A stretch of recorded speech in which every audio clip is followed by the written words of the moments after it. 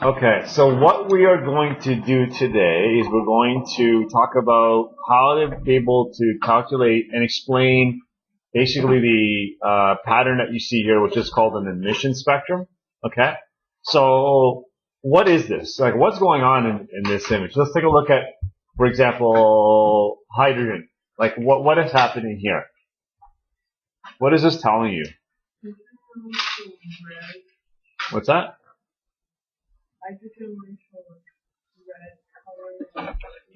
There's a red band here, and there's I think this is a blue. I think it's I can't tell here. And then we see more blue, and then we see like a violet color.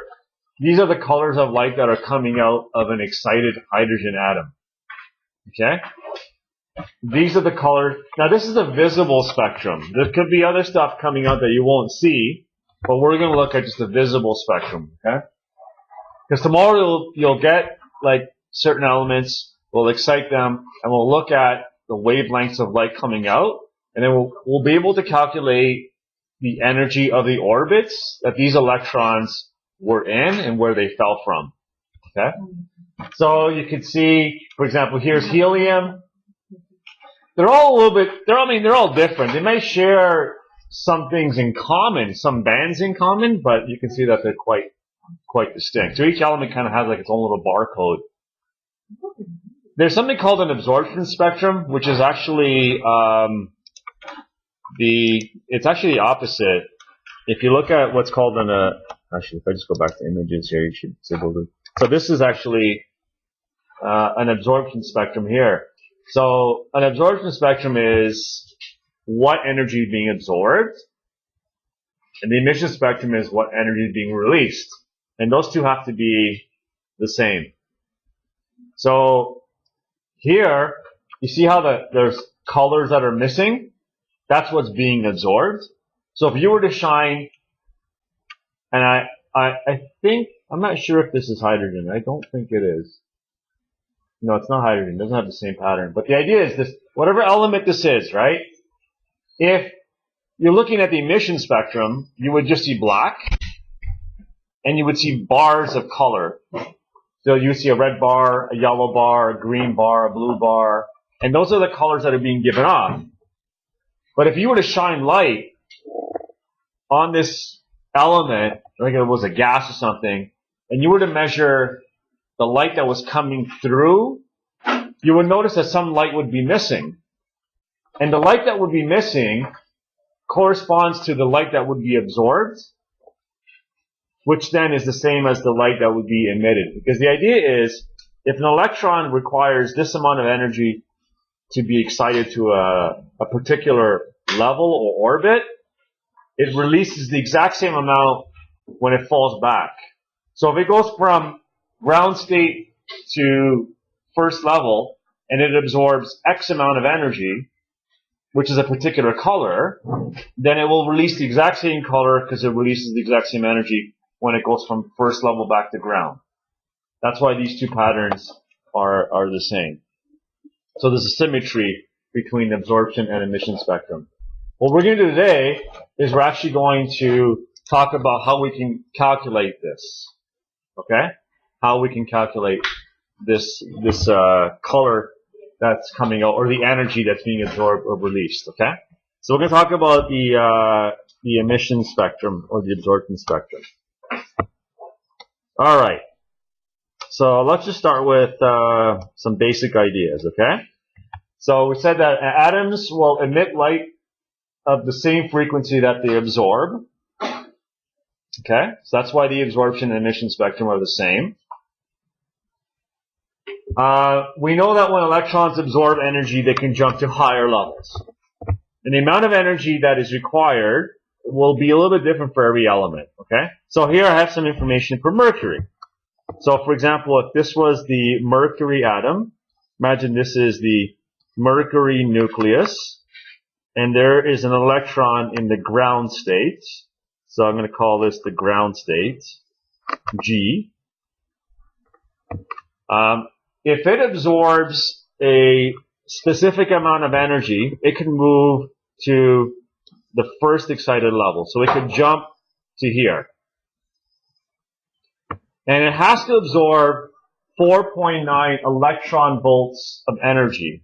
And we talked about how to convert that into joules, okay? You're going to multiply that by 1.6 times 10 to the negative 19. And now, if it was to absorb more energy, let's say if it was to absorb 6.7 electron volts, it could jump to the second level. So this is the first excited level. This is the second excited level. So think of this as like the floor. This is the first step. This is the second step. If it absorbs even more energy, it could literally jump to the third step. So to get to the first level, we have to absorb 4.9 electron volts. To get to the second level, which is this, we have to absorb 6.7 electron volts. And to get to the third level, the third excited level, we have to absorb 8.8 electron volts of energy. The exact same amount is released when they fall back. So, for example, if this electron falls from third level, from here all the way back to here, it will release 8.8 electron volts of energy. So here's a question. How much energy would be released then if it falls from here to here? From third excited to second excited level. What is it? Yeah, perfect. Because it took 8.8 to get to third and 6.7 to get to second, the difference between these two levels is what? It's 2.1 electron volts. So it would release 2.1 electron volts of energy to get down to the second. If it goes from third to first excited level, then it would be the difference between 8.8 and 4.9, which is 3.9 electron volts of energy. Now all of these will correspond to a particular color that hopefully we can see if it's in the visible spectrum. Okay, so how do we calculate this color now, right? So we okay with the concept of absorbing energy and releasing it? We okay with that? Is it pretty straightforward?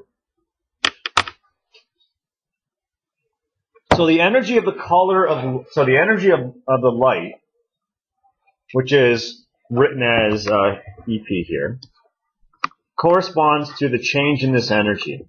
So you can think of it two ways. One is you can think of it as the amount of energy being absorbed and the change in energy. So like, for example, this particular light comes in. So a particular light comes in with energy, hits this electron, and makes it jump to the third level.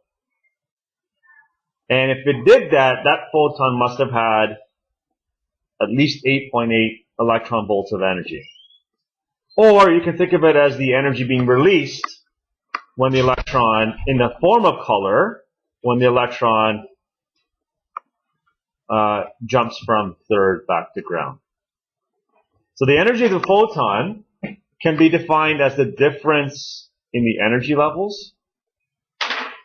Now here's the thing. We define the energy of a photon as, if you remember, as HF, right? So what we can do is we could say, okay, well, HF is then the change in energy. Remember the equation for energy of a photon using Planck's constant times the frequency? So we can set them equal to each other. We get this equation. Thing is, when we talk about color coming out, we usually want the wavelength, because normally when you get the graphs and you want to know what color, you'll usually see it's the wavelength on the x-axis. So you can see, okay, 480 nanometers is this color, 700 nanometers is this color, okay? So what we're going to do is we're just going to convert this to wavelength.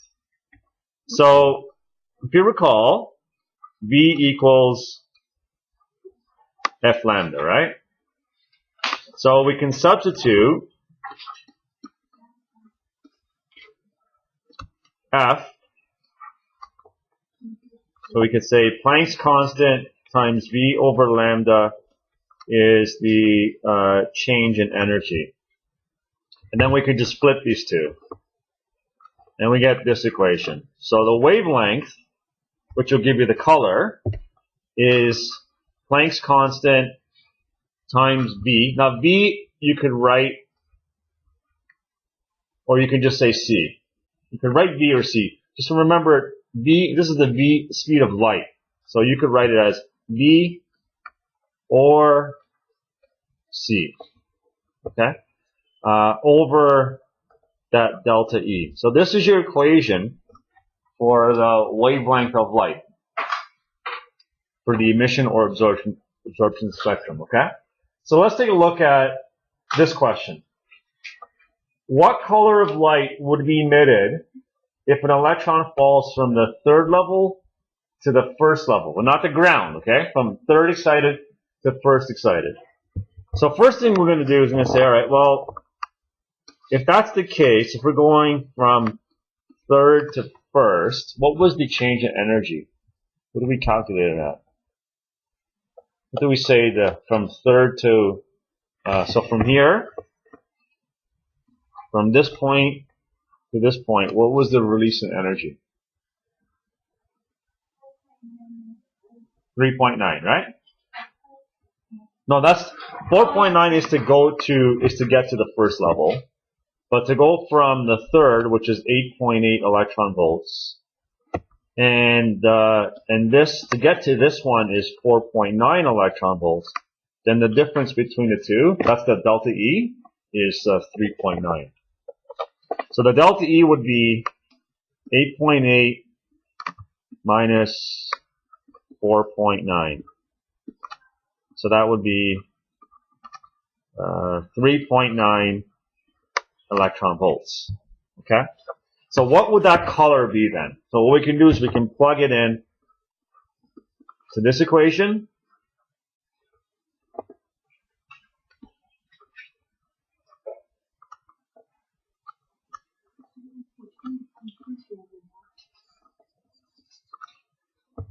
So H is what? 6.63 times 10 to the negative 34 joules seconds. What's the speed of light? 3 times 10 to the 8. Now I'm going to do something. You're going to tell me what we need to do, okay? So you're going to tell me how we need to fix this.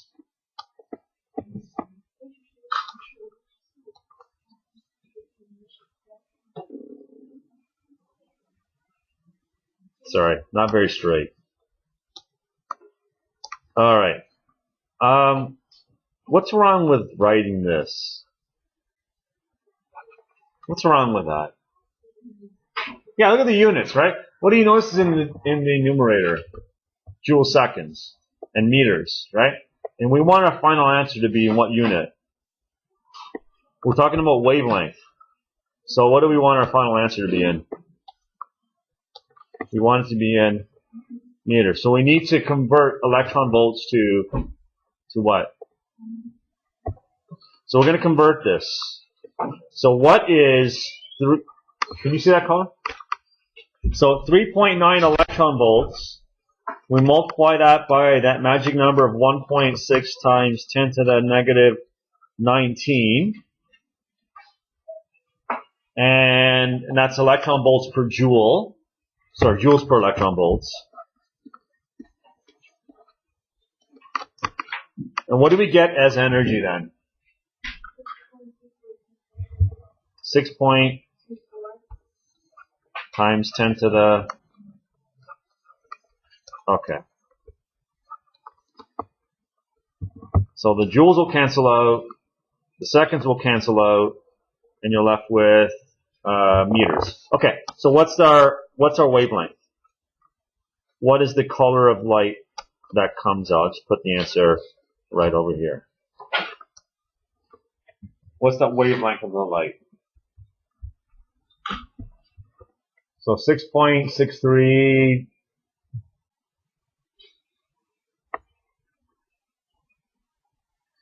It should be like just over 3 times 10 to the 7, around there.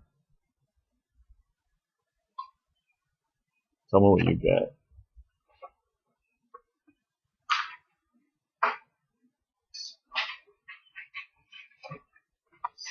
So, what's the answer?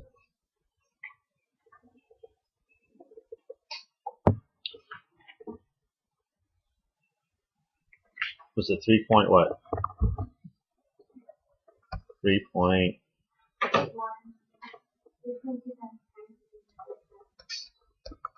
Times 10 to the negative 7.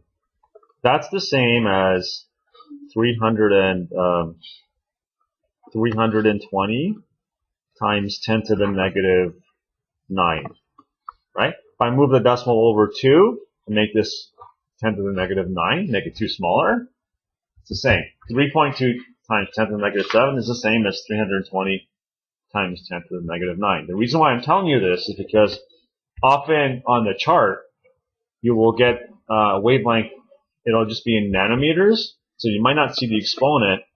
So this would be 320 nanometers. Okay? 320 nanometers, I believe, is, I think it's ultraviolet.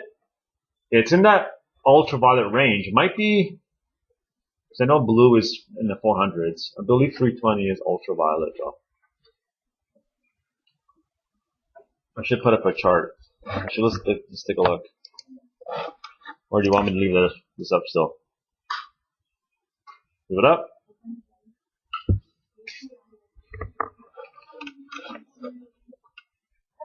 Yeah, take a look. Where is...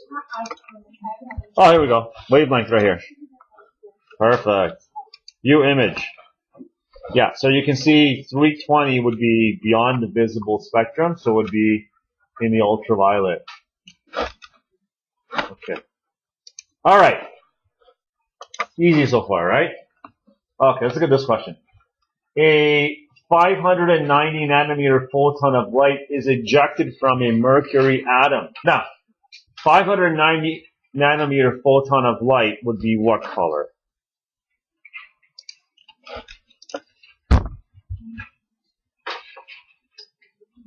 Looks like yellow, orange. So it would be right about here, in this range right here. Okay? So a 590 nanometer photon of light is ejected from a mercury atom. From which orbital level did it fall, and what level did it go to? Okay, so let's figure out the amount of energy that's being released. So if you look at your equation is the wavelength is Planck's constant times the speed over the change in energy, right? We're looking for the change in energy. So we're looking for that delta E value, okay? So it's going to rearrange. So we have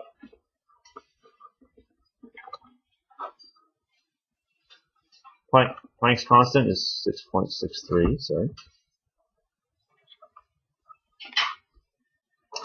Joule seconds. Okay.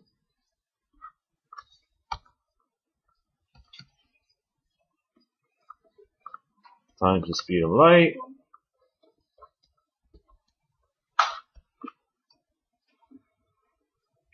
Getting better at drawing straight lines. Over the wavelength. Now again, the wavelength is 590 nanometers. So 590 nanometers is 590 times 10 to the negative 9, which is the same as 5.9 times 10 to the negative 7. So I leave it up to you how you want to write it.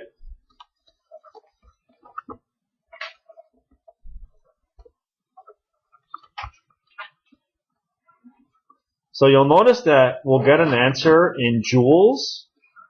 So then we'll have to convert it to electron volts, okay?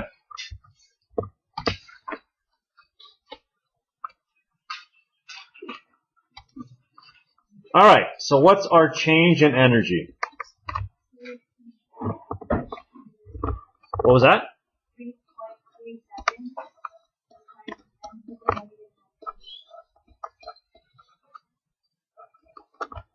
times 10 to the negative 19, right? Okay. Now, we want to convert that to electron volts. So we're going to divide that by 1.6 times 10 to the negative 19.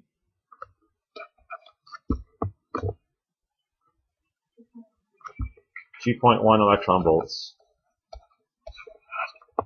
Okay, so if it's 2.1 electron volts, that would be exactly the difference between, I'll scroll back up and I'll come back to this, okay? So 2.1 electron volts will be the difference between, Chloe, which two orbital levels? 7 and 2. Yeah, very good. So from the third level, which requires 8.8 electron volts to get to the second excited level, which requires 6.7 electron volts. So the difference between these two, you can see the difference in these two is exactly 2.1. So what we could say is the electron fell from the third excited level to the second. So that corresponding energy, delta E. Easy? What do you think? Not that hard, right? We'll do one last question.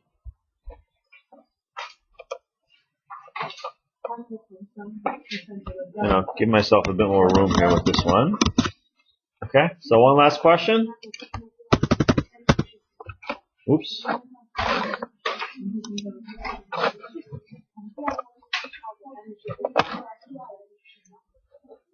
And we'll just do one scenario, because actually in this question there's quite a bit of scenarios, but we'll just do two.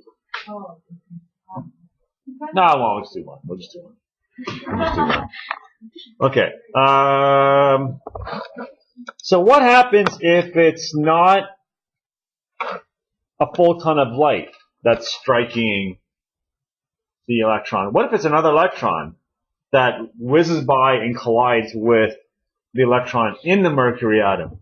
Okay? So what we're going to do then is we're going to say, what happens if, I have three scenarios, we'll just do one, okay? So let's imagine the scenario is this one. Imagine an electron comes in with 5 electron volts of energy, okay? And hits a mercury atom. And it hits an electron in a mercury atom. What are some possibilities? So if we recall, so I'll draw the mercury atom again. So here's the nucleus, and then here's the ground state. So that's where the electron is. And to get to the first level requires how much? Was it 4.9? 4.9 electron volts. To get to the second level, 6.7 electron volts. And then to get to the third level, 8.8 electron volts. Now, I think in this question it assumes the electron is at ground state. I'm assuming that, okay? However, what if that wasn't the case? So let's first assume that it is at ground state. So if it's at ground state, so let's assume that the electron is at ground state.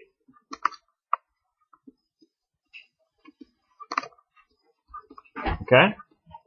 So if it gets hit with if the electron that's at ground state it hits with another electron that has 3 electron volts of energy, does it emit color? Yes or no? Why not? Not enough. Yeah, very good.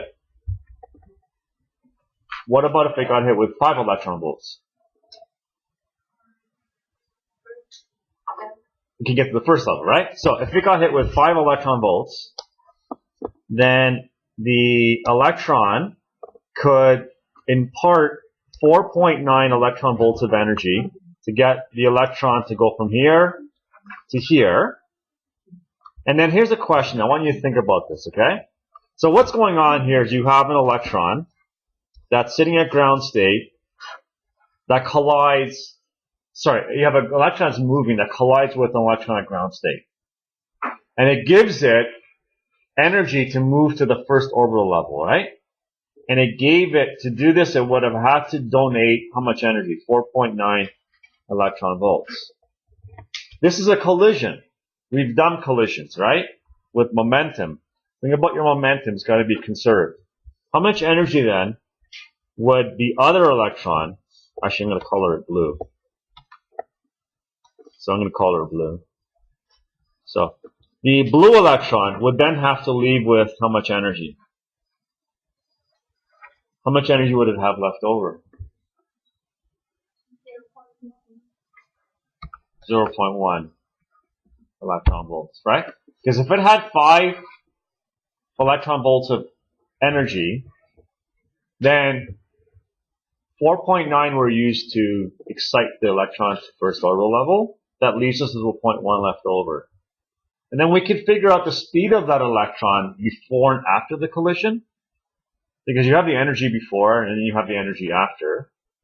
Okay, but we're not doing that in this question. We're just going to figure the color of light that will come out. So let's imagine that this is the scenario, okay? So we have 4.9 electron volts of energy was absorbed. So then how much would be released as it comes back down? What would it be? It would be 4.9, right? Okay, so what's the formula? So it's wavelength is what? Is hv over delta E. So it's Planck's constant. I'll just leave the units out now. Times the speed of light over the change in energy. Remember that change in energy has to be converted into joules. So we can do 4.9 times 1.6 to the negative 19. Okay. What's the color of light that's coming out if the electron's going from first back down to ground?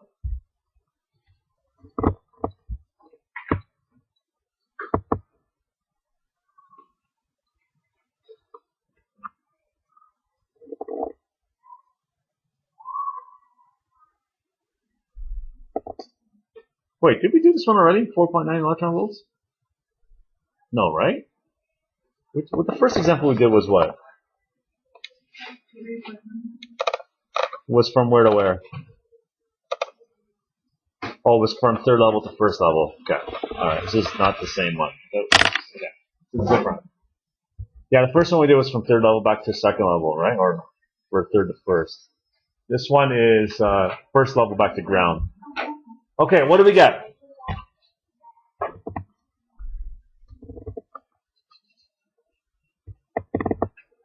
What's the color of light?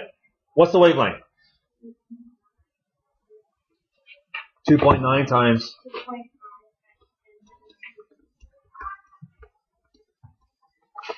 Which is the same as 250 nanometers. Now again, so in this case, the color would be, again, ultraviolet. Okay? Because the wavelength is less than, I think blue violet ends at around 380, around there. I think it's 380. So 250 definitely would be ultraviolet. What if it was 800? Infrared. So if your answer is in the 700s, it would be red. If it's in the 500s, it looks like it's probably going to be green. Okay, around there. What's another possibility though? I know, and we're not going to do it, but I want you to think about this, okay? What if the electron was not in the ground state that was hit? What if the electron that was hit was in the first excited level? But I think if you get a question like this, I think you can assume it's ground state. Okay? What if it wasn't?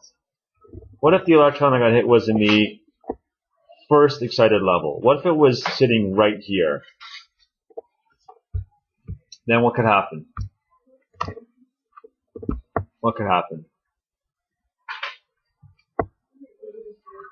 Yeah, it could go to, it has enough energy to go to the third one, right? And it might even go to the second one. depending on how much energy was imparted on the electron. So there's more than one possibility. But I'm assuming that you have to assume that the electron starts at ground state. Okay? What if it was, again, we won't calculate it. What if it was this one? What could it go to? It could go to, it has enough energy to go to the, so if the electron was at ground state, it could go to the first level. And then we know what happens if it does that. It releases this color of light. Or it could go to the second level, because it has enough to get to the second level. Can it get to the third? Assuming the electron is ground state, the answer is no. If it comes back down, then you have two possible colors, right? One would be from here to here, and then you would calculate the wavelength. Or the other one would be from here to here, which would be a different wavelength. Okay? But I think we're okay with the math, so I'm going to stop there. Any questions? No? So tomorrow we'll actually do this. Alright? We'll actually calculate the amount of energy in with the discharge tubes. Alright, that's it.